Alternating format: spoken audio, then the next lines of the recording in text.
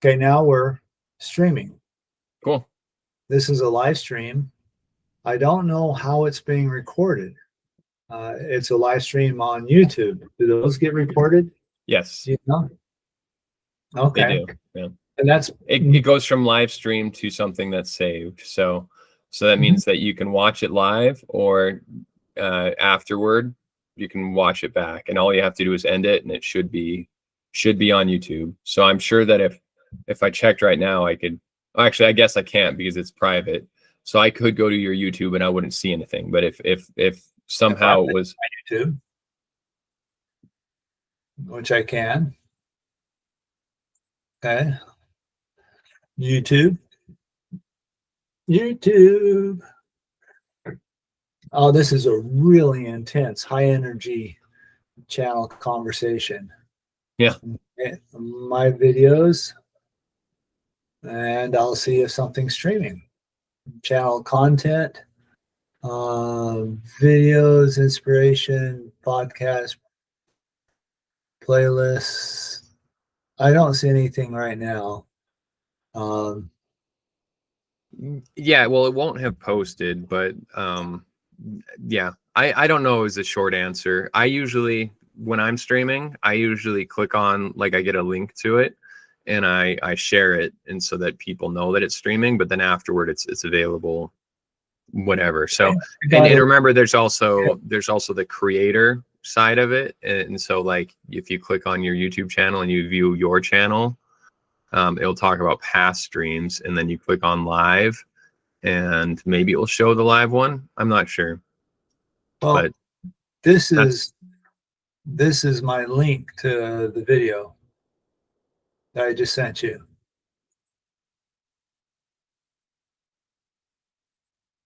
And if I click on it, what happens?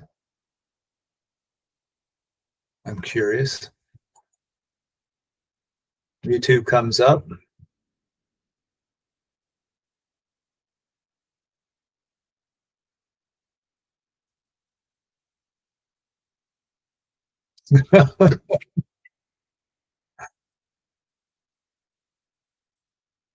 Okay, I just closed it. Did you click on it? You've gone muted for some reason. I muted myself. I clicked on the link, and the link tries opening, but because it's private, it doesn't do anything. But other than that, it seems like we're good. So I think we're good to go. We're good to rock on and test this. I don't know if afterward you can change it to public, but that's not the point. This is a practice, so I say we're good. Yeah. And how do we make this thing interesting? Do we ask provocative questions? And do we put interesting backgrounds on it? Do we have catchy music? I don't think that those are our fortes. I think our fortes are ideas. So I think we run with that. So that goes back to the provocative questions. Like, will AI cause you to lose your job in the next 2 years? And what are your thoughts? Clickbait. Yeah, that's what you're looking for. Yeah. You're looking for people, and you actually give them an answer. And the answer is no. Yeah. As we look at past industrial revolutions, past technology revolutions, they only impacted a small proportion of the people. For instance, during the Industrial Revolution of the 1900s, the percentage of people farming hardly changed at all. They may have reduced from 90% to 85%. We can pull up that fact pretty easily. Okay, let's use AI. Can you pull that up, David, for us? Percentage of people farming in the U.S. Yeah, I can pull up any fact you want. Through from 1790 to 1910.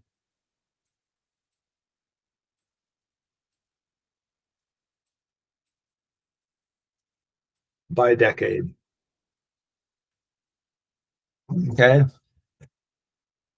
And I wonder if I can make a graph out of it because it's AI.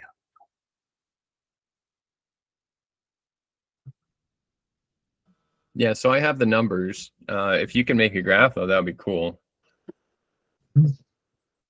So real quick, what is your definition of, you said when the Industrial Revolution occurred, what are your definitions? Because there's multiple industrial revolutions and the US had their own particular scenarios. And also impacting farming, what do you mean by that? So yeah. The interchangeable parts. Before then, the Industrial Revolution was looking at power sources, was looking at how to extract raw materials, how to make cloth. Okay. The raw materials from which the second Industrial Revolution, people might call it, might occur. But what happened in the US was a particular Industrial Revolution, the one of interchangeable parts. It started in the late 1790s with an idea that parts could be interchangeable. That idea had been around for centuries, for millennia. People had done limited demonstrations or limited efforts. For instance, the Persians had interchangeable parts on their warships, okay, for what it was worth. But of a practical nature, it wasn't exercised in daily life. It took the United States 30 to 40 years to figure out how to do it in a cost-effective way for firearms, okay? And then, at least according to AI, then it started impacting stuff, and we see this kind of result here, where you had 90% of people participating in agriculture, 72, 69, 64, 58, then all the way down to 31. 1870, the number of people in agriculture surpassed by the manufacturing employment at that time. And so how long did it take for people in the farming industry to lose their jobs or to go to manufacturing? Well, it didn't happen overnight. It didn't happen in a year. It happened in decades. In fact, the first few decades were some of the slowest changing of them all. I don't know. I may be drawing too much from it. That's about the numbers. Those are the numbers that I have. What I see is like which industrial revolution, if you're talking about the one that was about the parts, like the interchangeable parts, that happened in the US in the late 1700s, right? That's why you said 1790 as a start date. Yeah. Yeah. Yeah.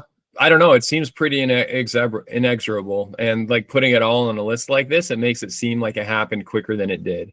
Right. But this is, as you said, this is, 120 years. It seems like it was dropping pretty immediately, which is kind of surprising to me. From what I had understood about history, farming was an incredible important, like agriculture is incredibly important for our economy and everything until the late 1800s, when the trains and the refrigerator cars really allowed farming to be outsourced to different parts of the United States. That's my broad understanding of history. Yeah, and the mechanization of farming. So what we'll have to do is research it more and figure out what the connections are. Yeah, we actually, our family has a very particular connection with the mechanization of farming, because we have ancestors who, made pretty significant contributions in their own rights to the mechanization of farming. And when did they do that? That was in the early 1900s, right? Yeah, my great uncle George invented the one-man baler. Before then, it took 3 men to run a baling machine, and after that, he was there. Now, here are from AI the different industrial revolutions. Okay, this is the first industrial revolution, where I talked about the extraction of materials and making of fabrics. Okay. The second industrial revolution, they call it the technology revolution. They call key catalyst, electric, gas, and oil. I will argue that this is really and they got the dates wrong. This is really something that should have started about 1800 and gone through 1950, and it's the 40. It's the interchangeable parts and how that's progressed. Okay. And this is something that you've kind of mentioned to me. So for anyone that's watching, we've been having this conversation on and off for the past year, maybe more, because it depends on how you define the conversation. But just looking at those dates on there, even if they're incorrect, they're kind of in 30 to 40 year increments is what it seems like. So yep. No, I mean, this is 80 years. Yeah, and that's an interesting one because I think you're combining a couple different revolutions there as well. They have this one at 30. And they have this one as, you know, fourth. Okay. And I want to say that a lot of the definition of an industrial revolution depends on your perspective and where you're standing. Here they looked at sources of energy. In fact, that's what their key catalyst was for the first two ones, sources of energy. Okay. I'd like to look at it differently. Emerging, the fifth industrial revolution. And so we'd like to talk about these and explore them because it's these industrial revolutions that change jobs and change what we do. Going back to this chart, the farmers got impacted. Can I actually present real quick? Please. Yeah.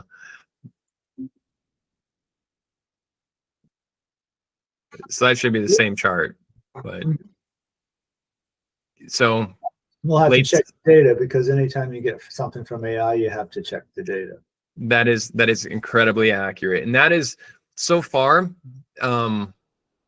We haven't jumped into this discussion very much, but so far that seems to be the main cultural swing that's occurring right now. Because for the past 5 years, it seems like AI, people are saying like, it's not good, but you can see what it's going to be capable of doing. And then the past year, what I've seen is I've seen a large group of people say, we're trying to use it for stuff that requires accuracy and data, and it seems to be incorrect on a bunch of things. Yeah. And that's a cultural shift that I see happening. It's from people being all excited to people being more hesitant. Anyway, but that's a different discussion. Well, that actually is a great area to discuss, and we should maybe target a future podcast on that discussion, because what AI does, in a sense, is a complex regression analysis.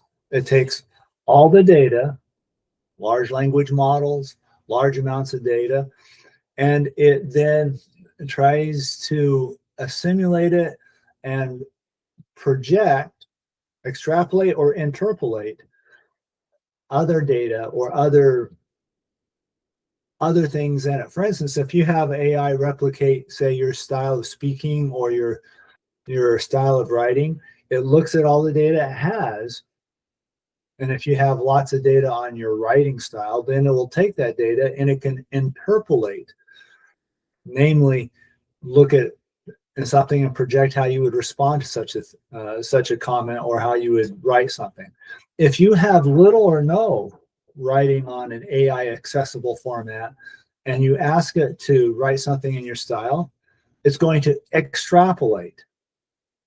Interpolations are always better than extrapolations because extrapolations are guesses based on little data and regression analysis. And the one thing that we always knew in industry and engineering about regression analysis is that there's an error band. And the error band depends on how much data you have. It gets smaller if you have more data. It also depends on how much the data fluctuates. All those things have to be considered when you look at AI. It's a fancy, complex, very well-programmed regression analysis. In fact, that's how we used it in industry. So, how will it change jobs? Oh, that's a great question. My hypothesis is that in the next year or two, you don't have to worry too much. Next 10 or 15 years, a fraction of us will. 10, 15% of the population will. As you go out 100 years, it should have influenced nearly all the population, kind of like what the interchangeable parts did. In what ways? In what ways will AI influence us now, as opposed to what ways will influence us in 100 years? What are your thoughts? Well, you know that I disagree with you on the initial postulation that you put out there, but if we're just talking about how it will influence us differently, like what are the different influences, I think that kind of like electricity now, like we turn on lights and we don't think about it. My assumption is that the further we get down the road, the more we'll integrate AI into every aspect of our lives, and we won't think about it. We'll be sitting there turning on the light, so to speak, constantly turning it on and turning it off, and not actually thinking about what does it or how it does it. We're not going to be worried about the mechanisms because we'll be so integrated. Great answer. And that hints to how interchangeable parts became more integrated in our lives. The first interchangeable parts were objects, machines, like guns, okay? And you didn't use, well, maybe they did, but most people didn't use a gun daily. They use brooms, they use, ladles, they use lanterns, they use those kind of things daily. After the revolution of interchangeable parts started with guns, it started progressing through the whole population of possible parts. Now, it targeted first those things that they would make the most money on. Of course, those things where interchangeable parts were more valued. So machinery. And there wasn't a lot of machinery. Then it started percolating down to things that were less expensive and that people needed, like hose, rakes, shovels, like ladles, cookware, those kind of things. It progressed. Guns first, where precision was needed because it was a complex machine and where they were expensive, down to spoons. Okay. So where will AI go first? They'll go, we've been using it in engineering, high value. It will go to other stuff like helping you buy your trips, travel, right? You're going to ask AI to do that. Well, here's a question that I have for you. What is the youngest generation that's using things? I'd say high schoolers and middle schoolers. What are they using AI for? And I think that can show you what's going to be used for the next 5-10 years. I think they're using it for entertainment right now, and maybe shopping. What do you think?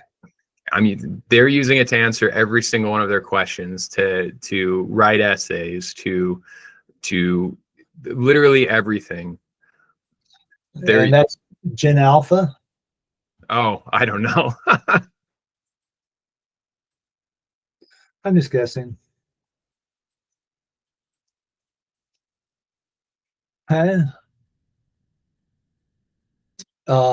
Generation Alpha uses AI for a variety of reasons, including fun, homework help, and learning new things. So you're using AI to answer questions about AI, which at a certain point feels funny, but I don't know. Yeah, so they say homework help, and a lot of it has to do with like the interactions that I've had, right? So when I substitute teach, what I see them doing is I see them trying to answer all of their school related questions with it, and that's a very specific scenario.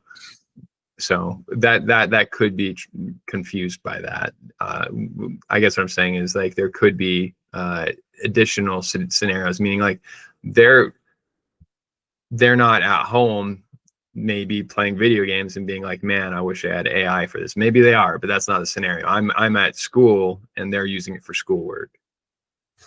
So what's interesting to me, if I can pull up this graph, okay, this is from Simple Psychology.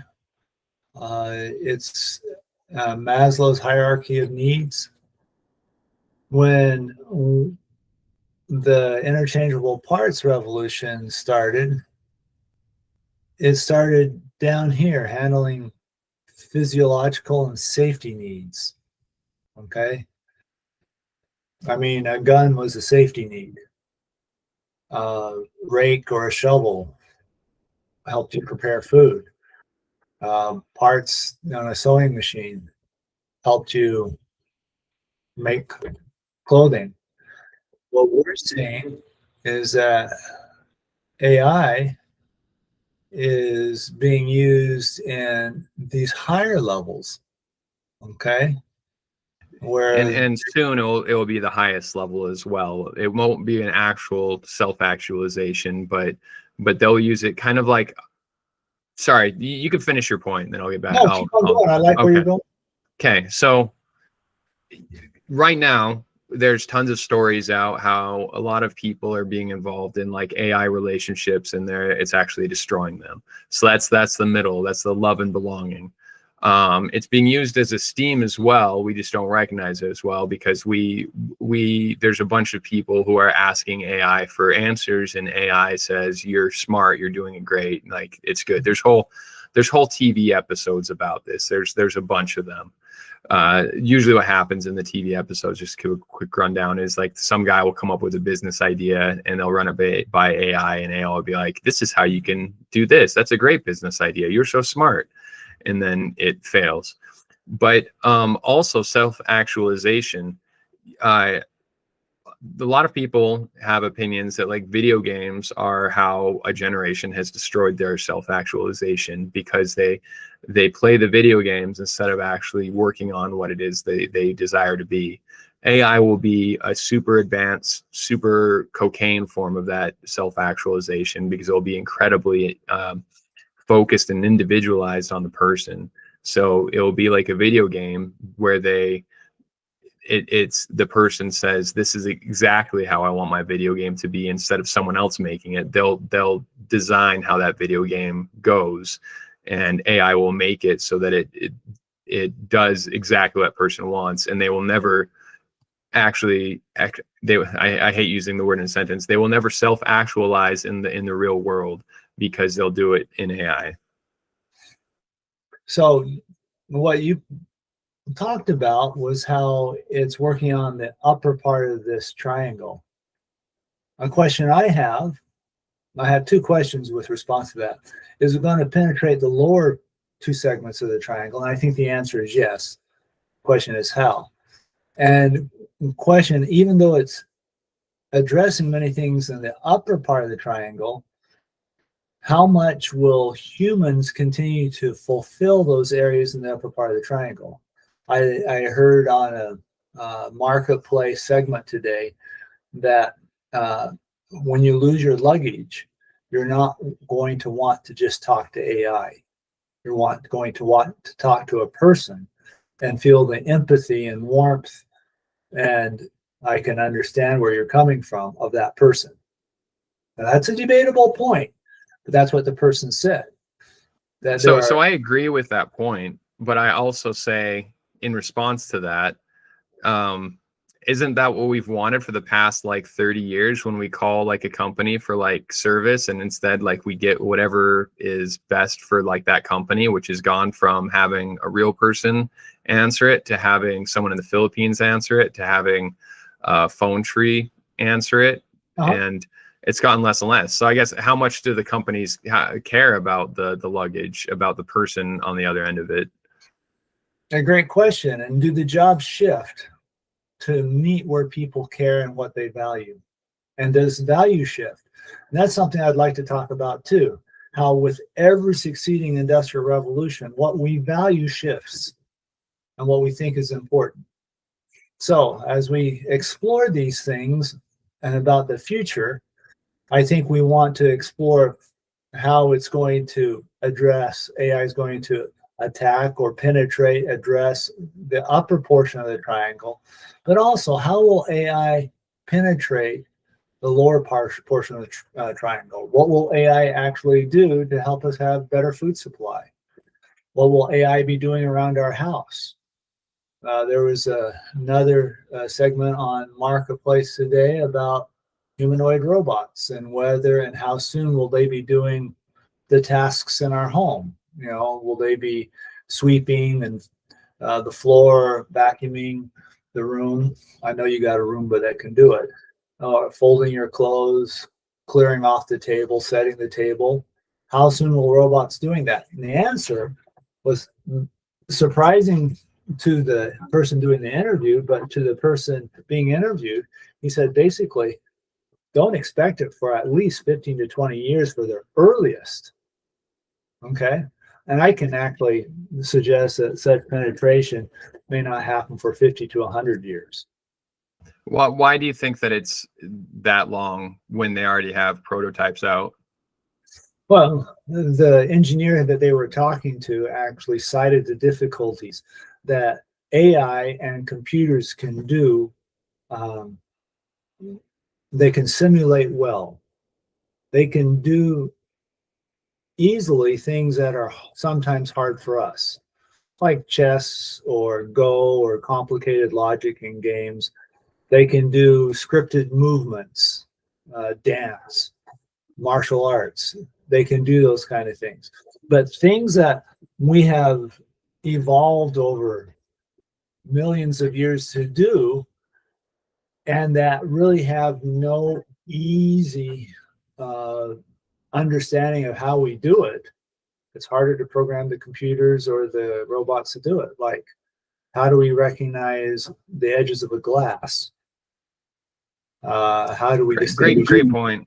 So Yeah. from what I understand, it feels like how does AI figure out anything nowadays? They have it train on a set of things, right? That's what they call it, training. Yeah. So from what I understand, if they're to do anything, they need it to train on things. And I feel like that's the learning thing. So it's not even the programming, it's the training. It's the training and the sensors. And the sensors. And I'm not saying that there aren't things. I've heard that they're a lot closer than that. I wouldn't expect it. Like my own personal beliefs, I don't expect them for another 10 years in like the wealthiest houses, and then 20 years in like much more commonplace. But and my experience from past revolutions are even yours is over optimistic. Like, I think pessimistic, but okay. How long did it take for automatic transmissions to penetrate the automobile market? Any idea? They were first invented in the 1930s. They really didn't fully penetrate the auto market until the 1980s, 1990s, until finally you're seeing the few manual transmissions disappear now. Okay. So this brings up my bigger point, which is that I think that we're talking about different things. I think that if we're talking about penetrating down to that physiological need, I think that you're right. I think that it will take a long time for it to penetrate those markets. On the other hand, I think those markets that are closer to chess and to Go, I think those are penetrated already, and they're going to be, or I think that they're maybe not the word penetrate, but I think they're already, they're very susceptible. Impacted. And they're impacted, and that as people learn how to use it more, and as I think there's other reasons as well, but I think that those markets will be fully penetrated a lot quicker. And what is the American market? I think it relies much more on those top three than it does on the bottom two. Well, the American economy. That's a great question. And I think we need to look at what people are employed in. in the different sectors? And maybe we can answer that question better when we do. For instance, apparently computer coding is a prime target for AI. Interestingly enough, I think aerospace engineering isn't. And for many people who are not experienced with both fields, they'll go, they're both complex, interesting, challenging technical fields. Why is computer coding more susceptible to AI, whereas aerospace is less acceptable? And it's a great question, and we should talk about that. And I think that becomes a topic for a next discussion. I'm not sure how long it's going on, but I think we need to wrap it up. Let's wrap it up. But I have an interesting analogy that I'd like to throw out. So my world is the world of Magic. Sometimes Magic being the collectible card game. So Magic TCG, and for years they had only the physical cards. And what they would do is they would put out new cards, and people would spend the next while trying to figure out the meta, meaning figuring out what the best ways to succeed are with those new cards in combination with the old cards. And then they would eventually solve the meta, is what it was called. And that's when like they eventually say, this is the best deck, this is the best combination of cards to be most successful with the cards that are out. Then Wizards, the company that owns Magic, made a couple different online versions of these. And so they would and what would happen is Wizards would spend like 4 or 5 years coming up with like a new set of cards to put out, and then they would test them for years and years, and then they would put them out into this world, and they would go into this online world as well as into the physical reality. And instead of it taking multiple years to solve, the amount of iterations that people could run in the online world compared to how much Wizards could do to test was incredible. So they would solve the meta so fast because of the online testing that different people were doing. And this is even like Wizards was trying to do as much testing as they could, because they didn't want to like accidentally introduce broken cards and do whatever. But in the first day that it's out in the real world, more actual testing is done in like the first few hours than Wizards has done in all 5 years or whatever. Okay. And it's yeah, I just find it incredibly interesting because it kind of shows you, I'm not exactly sure what I'm analogizing to, but I think that there's a lot that can be done with yeah, I'm just going to leave it at that. I think that there's a lot that once it gets out in the real world, I think that there's a lot going on like that like we don't test for, or people who make it don't test for. I think that the guys running the programming, like you were saying, they do it differently than the guys running the airspace design, aerospace. So I don't know. I just have a lot of thoughts on it, but I appreciate you hearing me out on some of them. That's all. Okay. Well, we're going to stop the stream, and we can continue to talk. Yeah. So double check, go to your YouTube.